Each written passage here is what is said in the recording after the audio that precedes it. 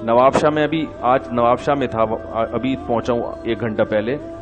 تو وہاں ہندو بہت ہیں، آپ کو پتا ہے سندھ میں، اندرون سندھ جو ہے نا، نواب شاہ کے اطراف میں ہندو بہت ہیں.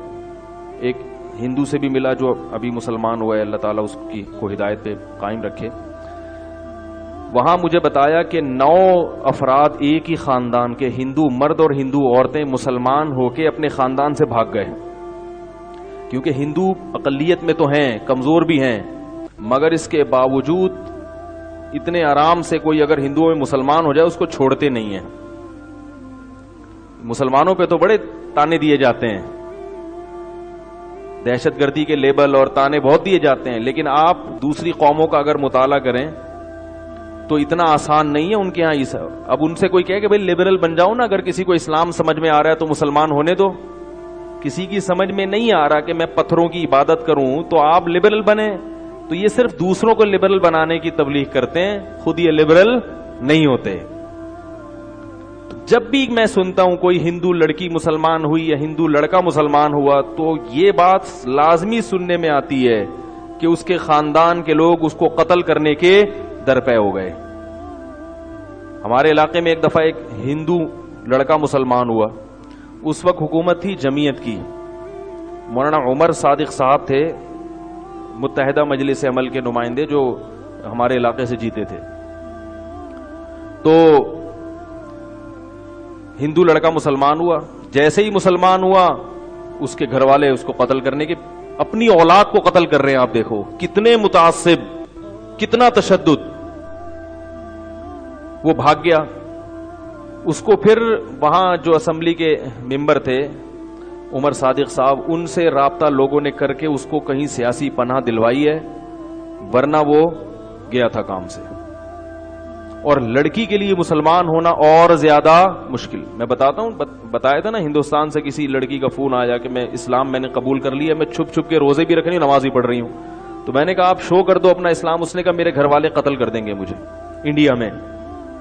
یہ اخباروں کی خبریں نہیں ہیں، یہ مشاہدات پر مبنی واقعات ہیں. تو بیچاری وہ وہیں گھر کے اندر اس نے روزے بھی رکھ رہی ہے چھپ کے اور نمازیں پڑھ رہی ہے. تو اب دیکھو یہ جو 9 مرد مسلمان ہوئے، مرد اور عورتیں، اور بھاگ گئے. تو بھاگے کیوں؟ اس لیے کہ ان کے گھر والوں کا دل دکھا ہے.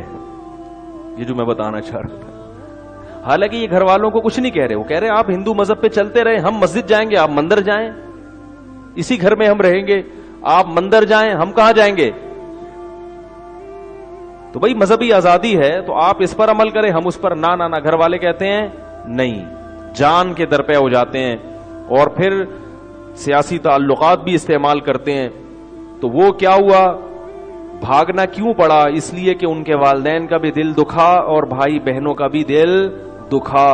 تو میرے بھائی اگر دل دکھانا بری بات ہوتی علی الاطلاق ہر قیمت پہ، تو پھر تو کسی ہندو کے لیے مسلمان ہونا جائز ہوتا ہی نہیں. تو میں نہیں کہہ رہا لوگوں کا دل دکھایا کریں، کوئی اچھا کام ہے، ایسا نہیں ہے. لیکن یہ کوئی کرائیٹیریا نہیں ہے، کوئی معیار نہیں ہے اچھائی کا کہ بھئی ہم کسی کا دل نہیں دکھاتے. جو آدمی حق پر ہوتا ہے وہ جیسے لوگوں کا دل خوش کرتا ہے بہت سے لوگوں کا دل دکھاتا بھی ہے. یہ نہیں ہے کہ دل دکھانا. اچھائی کا کرائیٹیریا یہ ہے کہ جس چیز کو اللہ نے اچھا کہا وہ اچھی ہے، جس چیز کو اللہ نے برا کہا وہ بری ہے. غیر مسلموں کے پاس کوئی معیار ہی نہیں ہے اچھائی اور برائی کو ناپنے کا. نہیں آ رہی بات میرا خیال. غیر مسلموں کے پاس کوئی معیار ہے ہی نہیں. آج تک وہ فیصلہ ہی نہیں کر سکے کہ زنا اچھی چیز ہے یا بری چیز ہے. وہ فیصلہ ہی نہیں کر سکے. آج تک وہ یہ فیصلہ ہی نہیں کر سکے کہ بوڑھے والدین کو گھر میں رکھنا اچھا ہے یا اوڑ ہاؤس میں جمع کرنا اچھا ہے. آج تک وہ یہ فیصلہ کر ہی نہیں سکے کہ فیملی سسٹم کو بچانا اچھا ہے یا توڑنا اچھا ہے. آج تک وہ یہ فیصلہ نہیں کر سکے کہ وراثت کتے کے نام کرنا اچھا عمل ہے یا برا عمل ہے. تبھی ان کی اسمبلیوں میں اس پہ اختلاف ہوتا ہے کہ کتے کے نام وراثت کی جائے کہ نہیں کی جائے. اکثریت جس طرف چلی جاتی ہے اس پہ فیصلہ ہو جاتا ہے، کیونکہ اکثریت نے کتے پالے ہوئے ہیں تو وہ فیصلہ کر دیتے ہیں کہ بھئی کتے کو بھی وراثت دے. انسان کو چھوڑ کر کس کو دی جا رہی ہے؟ کتوں کو. تو فیصلہ ہی نہیں ہو پا رہا. آج تک وہ یہ فیصلہ نہیں کر سکے کہ شراب پینا بری چیز ہے یا اچھی. بھئی اگر بری ہے تو پابندی لگاؤ نا. کیوں نہیں فیصلہ کرتے کہ اسمبلی میں جو قانون پاس کرنے والے لوگ ہیں ان کی اکثریت شراب پیتی ہے؟ تو میرے بھائی یہ اللہ کا کتنا بڑا فضل ہو گیا مسلمانوں پہ کہ ہماری قانون سازی کا اختیار جو اصل قانون ہے حلال و حرام کا وہ اللہ نے اسمبلی کو نہیں دیا، وہ اللہ نے اپنے پاس رکھا ہے تاکہ اس میں انسانوں کی ہوس شامل نہ ہو جائے۔ بہت مشکل ہے بھائی، کیا کریں؟ کیونکہ انسان جب قانون بناتا ہے سب سے پہلے اپنا مفاد سامنے رکھتا ہے، کبھی بھی ایسا قانون نہیں بنائے گا جس میں سب سے پہلے اپنے مفاد پہ زد پڑ رہی ہو۔ اور اسمبلیوں میں جو پہنچتے ہیں وہ انسان ہوتے ہیں میرے اور آپ جیسے، وہ قانون بنانے سے پہلے سب سے پہلے کس کی رعایت کریں گے؟ اپنی۔ ویڈیو کے نیچے سبسکرائب کے بٹن پہ کلک کریں، بیل کے آئیکن پہ کلک کیجئے تاکہ ہر نئی ویڈیو کی نوٹیفیکیشن آپ کو مل جائے۔